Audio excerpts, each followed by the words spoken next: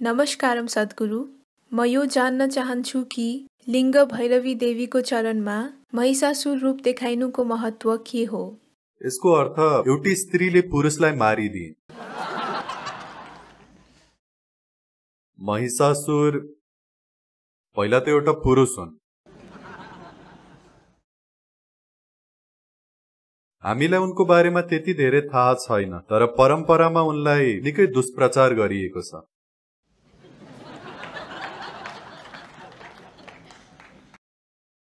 त्यसैले उनलाई खराब मानिन्छ। अनि देवीले उनलाई मारिन् र उनको वाहन, सायद बिचरासँग घोडा पाल्ने खर्च नभएको होला, राङ्गा राखेका थिए। अनि देवीले महिषासुर र राङ्गा दुवैलाई मारिदिइन्। खासमा राङ्गाहरू लड्न सक्छन्, त्यसैले विगतमा मानिसहरू राङ्गाको सवारी गर्दथे, किनकि लडाईँमा घोडाभन्दा राङ्गा निकै असरदार हुन्छ।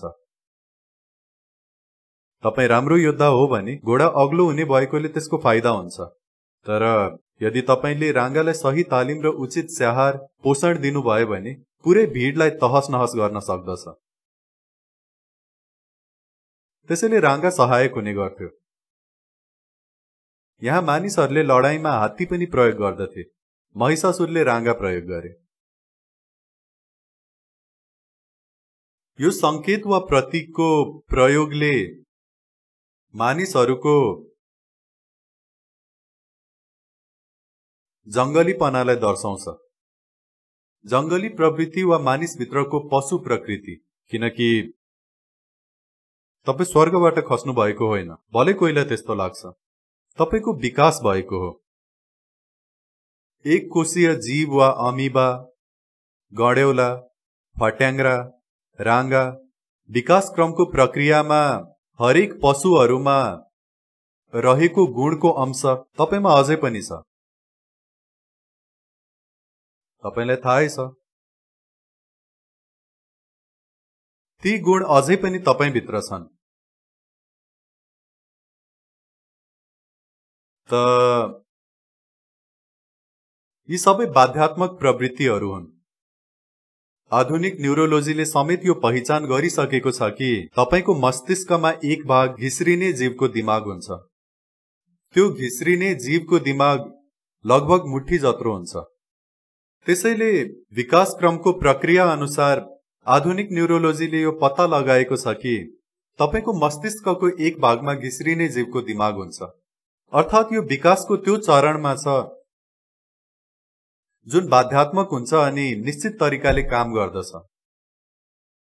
But over that, तर त्यसको माथि मस्तिष्कमा सेरेब्रल कोर्टेक्स विकास भयो। यो तब विकसित भएको जब मनुष्यको मेरुदण्ड सिधा भयो। human spine became erect. मानिसको मेरुदण्ड सिधा भएपछि मस्तिष्कको बाहिरी भागको विकास भयो र यसैले तपाईलाई मानिस बनाएको हो। यसैले तपाईलाई अस्तित्वमा सर्वत्र व्याप्त हुनुको भाव दिन्छ। यसैले तपाईमा यो सोच उत्पन्न गर्छ कि सबै थोक एक हो, जसले तपाईलाई वैज्ञानिक बन्न योग्य बनाउँछ, जसले तपाईलाई आध्यात्मिक साधक बनाउँछ।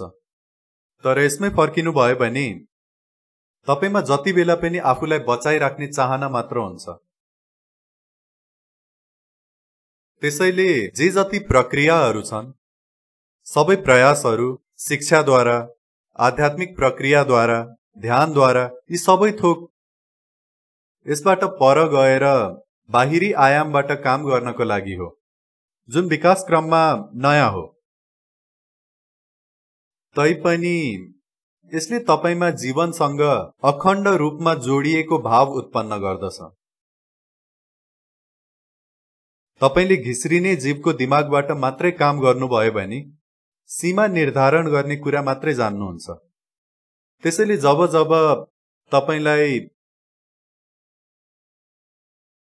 अरू मानिसहरूसँग समस्या हुन्छ, यदि तपाईँ सधैँ सीमा रेखा कोर्न चाहनुहुन्छ, यो मेरो, यो तिम्रो, मेरो ठाउँ, मेरो हावा, तिम्रो हावा,